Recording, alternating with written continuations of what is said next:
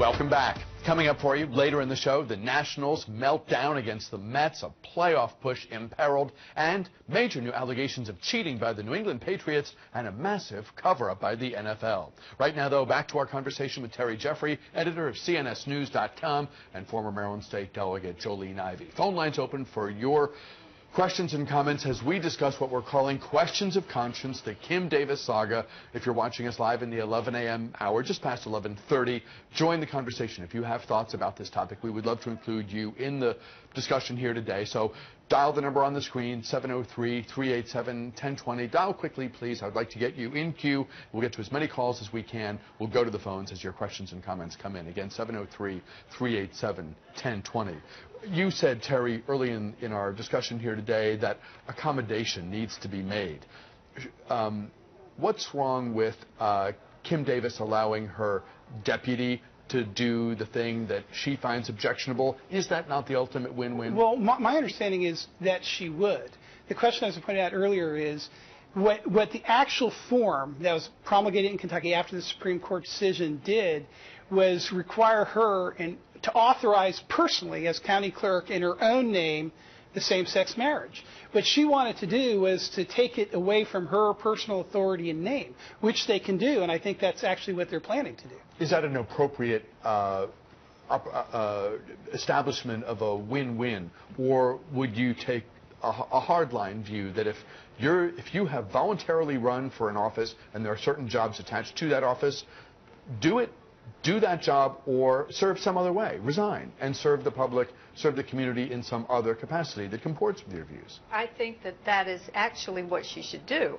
I mean, clearly, and I really resent anyone trying to wrap her in the cloak of Martin Luther King or Rosa Parks. That's just deeply offensive, and I'm sure they're both just rolling over in their graves, actually.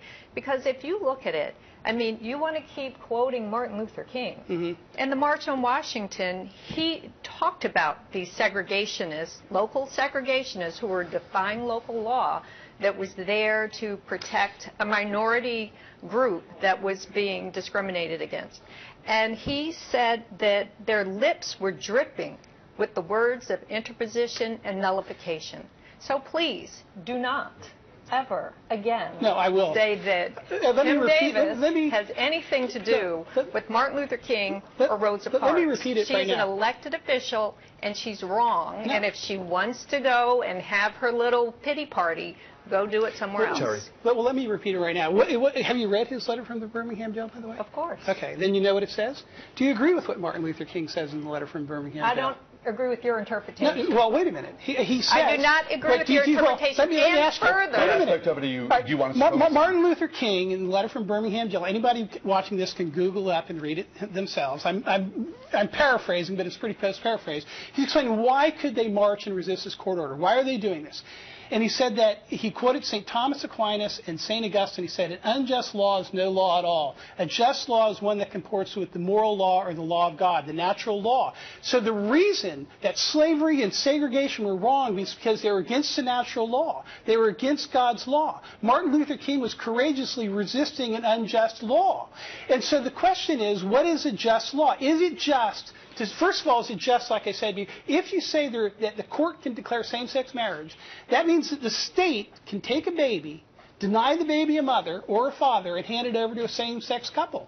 Is that in proportion? Does that comport with the natural law? I say no. I say that denies the God-given right of the child when the government says, we're going to take this baby. Would her energy be best spent working within the system the framers left us, which is to elect a president and a Congress that would bring about, from her perspective and maybe yours, a better Supreme Court? Well, I think she is working within the system. But, you know, if you look what's going on in America today, it's not just Kim Davis. Right here in Arlington, okay, Bishop Laverty is the Roman Catholic bishop of the Arlington Diocese. A couple of years ago, when the Obama administration came out with its regulation saying that virtually all health care plans had to cover sterilizations, contraceptions, and abortion-inducing drugs and devices, Bishop Laverty and many other Catholic bishops in the United States said, this is an unjust law. We will not obey it.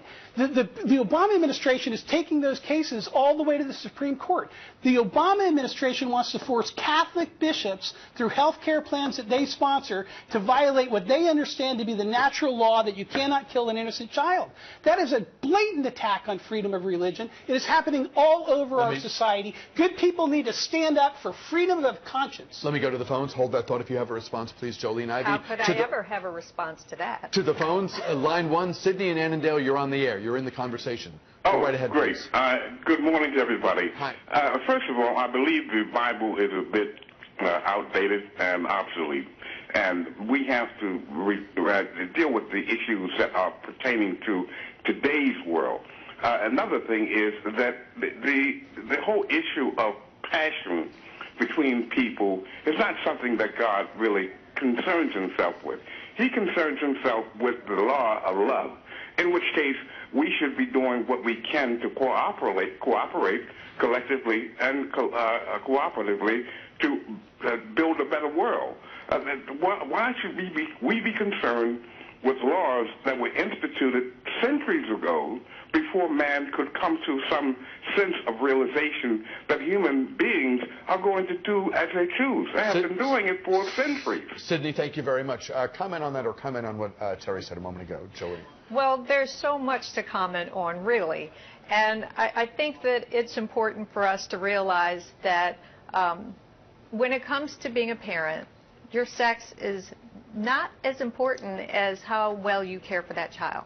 So I totally support my friends, and I have many, who are gay, who are parents, and are wonderful parents. In fact, I can't think of one gay couple friend that I have who's not a great parent. Unfortunately, I can think of opposite-sex couples who are terrible parents.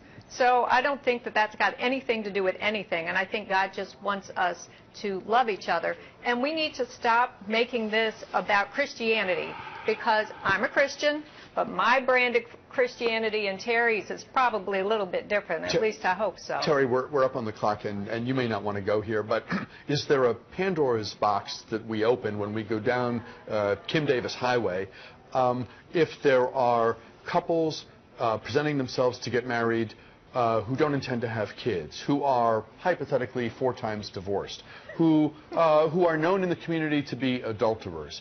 Do we want the county clerk, and try to, if you're going to answer, I hope you can answer on the merits and not what we've been talking about per se. Do we open Pandora's box when we give the county clerk a kind of judge, jury, and additional power over the people who come for a civil marriage license? Ideally, that's not the way it should work, but the Pandora's box that is being opened is if we rip our society loose from the understanding that there is a natural law that the laws of men must comply with, and that the laws are whoever the most powerful people in society make them. That is opening Pandora's box, because it isn't just Kim Davis's freedom of conscience. They're going to take yours, and they're going to take yours too.